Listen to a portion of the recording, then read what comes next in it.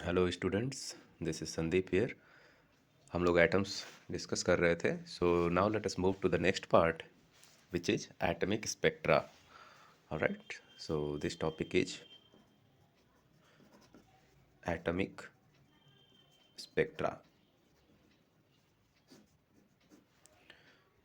So what happened when a gas chamber, like suppose there is a gas in this chamber, okay, और इसमें gas के atoms भरे हुए हैं. Alright, and when electric spark is passed, like suppose there was cathode anode kind of thing and you just connected with electricity, है ना, तो high potential की वजह से यहाँ पे करंट पास हुआ. सो इससे क्या हुआ कि there was kind of radiation emission was observed. Okay, so hydrogen सबसे सिंपलेस्ट गैस है, एटम है, तो उसी को लेके यहाँ पे जब हाइड्रोजन को एक्साइट कराया गया, हाइड्रोजन के एटम्स को एक्साइट कराया गया, तो पाया ये गया कि ये स्पेसिफिक वेवलेंथ वाले रेडिएशंस इमिट कर रहे हैं. और इन्हीं इमिशंस को एक पैटर्न में जब ऑब्जर्व किया गया तो बहुत सारे वेवलेंथ हमको पाए गए, है ना. उन्हीं कलेक्शन ऑफ वेवलेंथ्स को ही कहते हैं हम लोग एटमिक स्पेक्ट्रा. यहाँ पे हाइड्रोजन के अलावा और भी दूसरे एटम्स भी लिया जा सकता है. यहाँ पे हाइड्रोजन एटम लिया गया because it was simplest. Okay, so by exciting these hydrogen atoms, scientists found that they were emitting a kind of certain spectra, emission spectra कहा, because after absorbing the hydrogen atoms were able to emit. और वही जो है यहाँ पे fine lines की तरफ पाया गया. Okay, so these were emission spectra. Alright,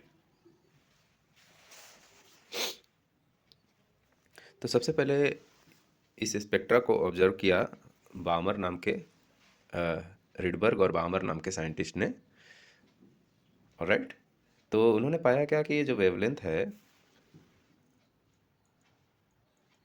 ये लगभग 656 नैनोमीटर के अराउंड है ना. इस तरीके के बहुत सारे डिफरेंट डिफरेंट वेवलेंथ पाए. जैसे जैसे वेवलेंथ जो है ज़्यादा से कम की तरफ आ रहे थे, है ना, तो स्पेक्ट्रल लाइंस जो था पास पास आती जा रही थी. ये ऑब्जर्व किया रिडबर्ग ने.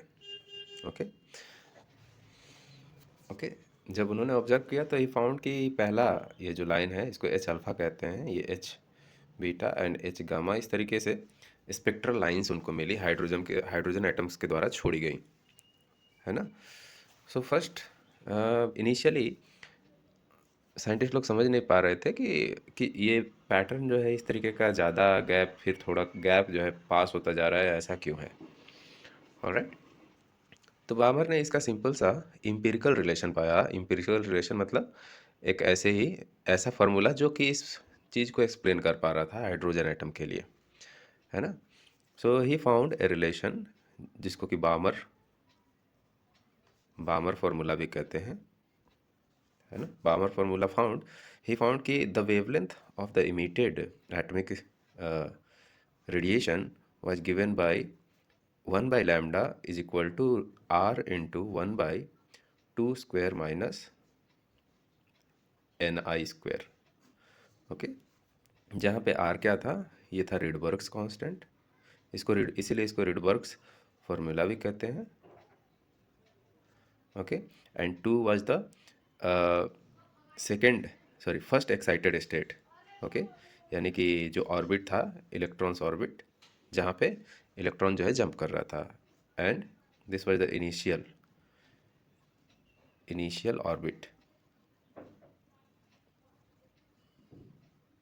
Okay, so this formula, in this formula, constant, this Rydberg constant R was given to be 1.097 into 10 to the power 7 per meter. Okay, तो बामर ने पाया कि this formula was effectively able to explain कि वो series किस तरीके से आ रहा है, और उस वेवलेंथ को एक्सप्लेन कर पा रहे थे यूजिंग दिस फार्मूला. ऑलराइट, है ना।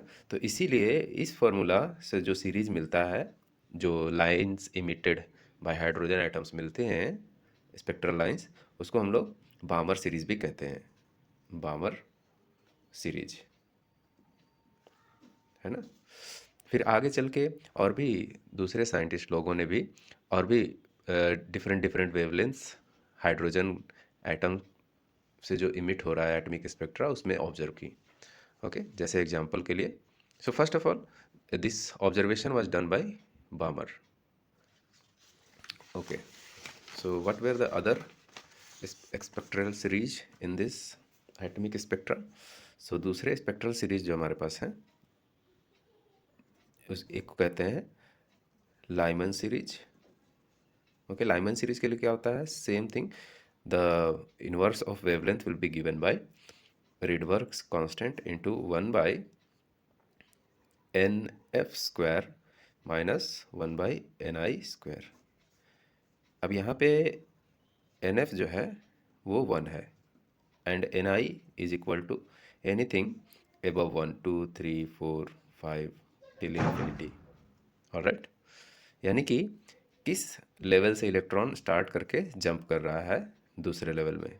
ऑलराइट, अब ये क्लियर नहीं था लोगों को कि इलेक्ट्रॉन जंप कर रहा है कहाँ से कहाँ, बट दिस फार्मूला, इसमें 1 लेने से क्या हो रहा था, 1 लेके बाकी 2 3 4 ये सब ले लेने से एक स्पेक्ट्रल सीरीज हमको मिल रहा था हाइड्रोजन एटम का, which was which could be explained using this formula, जिसको कि हमने लाइमन सीरीज कहा। ये लाइमन सीरीज से मिलने वाले जो रेडिएशंस थे हमारे हाइड्रोजन एटम के स्पेक्ट्रम्स, ये हमारे अल्ट्रा वायलेट रीजन में पड़ते थे। ओके, तो रीजन जो इसमें जिस रीजन में आते थे ये होता था ultraviolet. Okay, Lyman series. दूसरा सीरीज बामर सीरीज तो हमने देख ही लिया, बामर सीरीज। तो सबसे पहले बामर सीरीज ही डिस्कवर किया गया था। ओके, बामर सीरीज में क्या होता है कि 1 by lambda was r into 1 by nf square minus 1 by ni square. Here nf, the final level in which electrons moves to, it was taken as 2. Okay, और ni जहाँ से जंप कर रहा है वो 3 4, any level which is higher than 2 was taken. Alright, और reason जिसमें ये बामर सीरीज हमको मिलता है उसको कहते हैं हम लोग विजिबल रीजन, है ना। जैसा कि हमने देखा भी यहाँ पे जो पहला मिला है वो रेड है, फिर ग्रीन ब्लू टाइप का है, फिर ब्लूइश रेंज में है ना।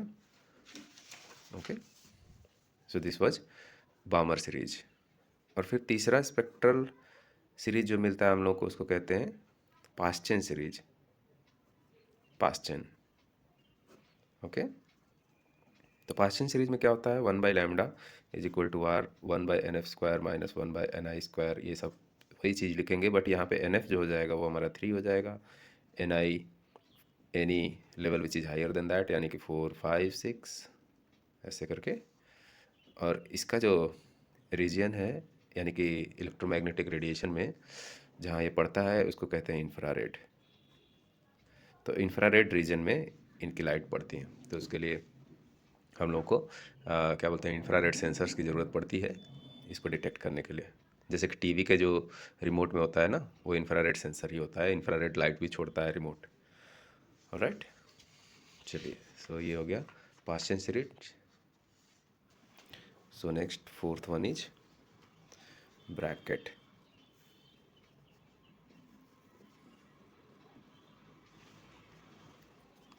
तो ब्रैकेट सीरीज में क्या होगा हमारे पास, ब्रैकेट सीरीज में वही फॉर्मूला रहेगा, बट वहाँ पे एन एफ जो हो जाएगा वो हो जाएगा हमारा 4, बट सॉरी एन आई जो होगा हमारा कहाँ से हो जाएगा 5 6 7 like that and so on. Okay, और ये किस रीजन में पड़ता है हमारा, this falls in the region of infrared itself. Okay, इसके बाद आता है Pfund series, P Pfund, P silent, so Pfund series. For this, NF is 5 and Ni is the level which is greater than 5 यानी कि 6, 7, 8 and so on.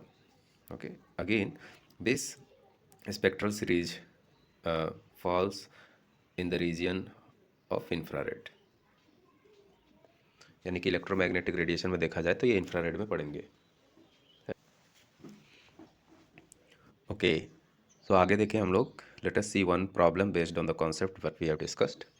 तो इसमें question में कह रहे हैं कि the shortest wavelength present in the Paschen series of spectral lines. Shortest wavelength बताना हम लोगों को, किस में बताना है, पास्चन सीरीज में, है ना. सो हमारे पास फार्मूला है, रिडबर्ग फार्मूला या बार्मर फार्मूला कह लीजिए. सो हमारे पास है 1/λ is equal to r into 1/nf² minus 1/ni². तो इसके लिए जो हमारा जहाँ पे इलेक्ट्रॉन जंप करता है, यानी कि जो फाइनल ऑर्बिट हमारा होता है वो होता है 3. ओके, और इन्होंने बोला है कि लैम्डा शॉर्टेस्ट निकालना हम लोग को. तो शॉर्टेस्ट के लिए क्या होगा, ये जंप करना चाहिए कहाँ से, इन्फिनिटी से, है ना. जब भी शॉर्टेस्ट वेवलेंथ की बात कहेंगे तो इनिशियल वेवलेंथ शॉर्टेस्ट होगा, इसका मतलब एनर्जी हाईएस्ट होगी. सो ये इनिशियल जंप हमारा कहाँ से लेगा इलेक्ट्रॉन, इन्फिनिटी से.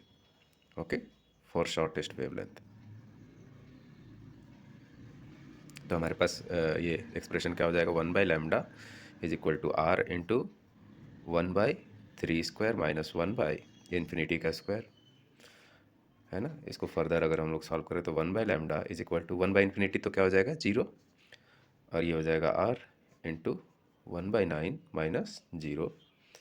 ओके, तो इससे हमको 1/λ विल बी r/9, है ना. So if you further solve करें, ट्राई इट योर वे.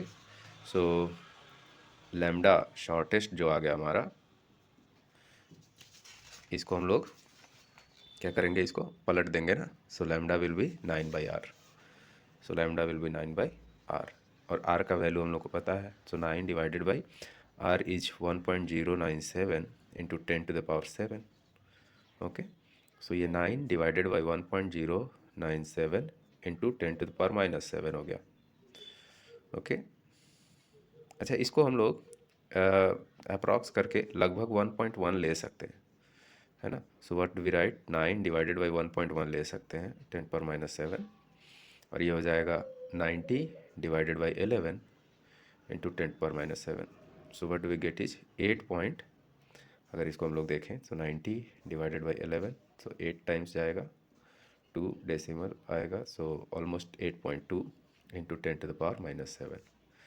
तो इसको अगर हम लोग नैनोमीटर्स में बदलना चाहते हैं, क्योंकि ऑप्शन हमारा किस में दिया है, नैनोमीटर्स में दिया है ना. नैनोमीटर्स क्या होता है, नैनोमीटर्स होता है 10⁻⁹, है ना. तो इसको 10⁻⁹ में लिखना चाहते हैं हम लोग.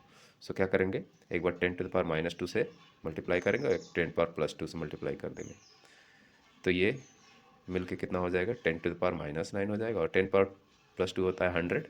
सो इस 8.2 से उसको मल्टीप्लाई कर देंगे. So what do we get is 820. So lambda जो शॉर्टेस्ट आया हमारे पास, that is equal to 820 nanometer. Okay, so check out which option is correct. Okay, D, right. So D option is the right one. Alright, इसी तरीके के बहुत सारे questions आप ट्राई कर सकते हैं, ऑब्जेक्टिव क्वेश्चन, सब्जेक्टिव क्वेश्चंस, है ना. इसी तरीके से हम शॉर्टेस्ट वेवलेंथ बाकी सारी सीरीज में भी निकाल सकते हैं, लाइमन, बामर, पास्चन, ब्रैकेट, फुंड. पास्चन में तो निकाला ही हमने यहाँ पे. ऑलराइट, सो एक बार फिर क्विकली हम लोग देख लें कि एटॉमिक स्पेक्ट्रा होता क्या है. हाइड्रोजन एटम्स को एक चैम्बर में लेके अगर उसको एनर्जी दी जाती है और फिर छोड़ दिया जाता है, तो एनर्जी रिलीज भी होती हुई पाई जाती है, और वो एनर्जी सर्टेन वेवलेंथ की होती है ना. कंटिन्यूअस नहीं होती है, ऐसे सर्टेन वेवलेंथ की होती है, which was first discovered by Balmer. तो बामर ने एक सिंपल सा फार्मूला डेवलप किया जो कि एक्सप्लेन कर पा रहा था कि वो वेवलेंथ कितनी कितनी आएंगी, है ना. सो इसको बामर फार्मूला भी कहते हैं या रिडबर्ग फार्मूला भी कह सकते हैं, क्योंकि रिडबर्ग ने ही सजेस्ट किया था ये. Alright, okay, so right it down and solve the problem as well. So this is it for now. Okay. Okay, so have a good day. Thank you.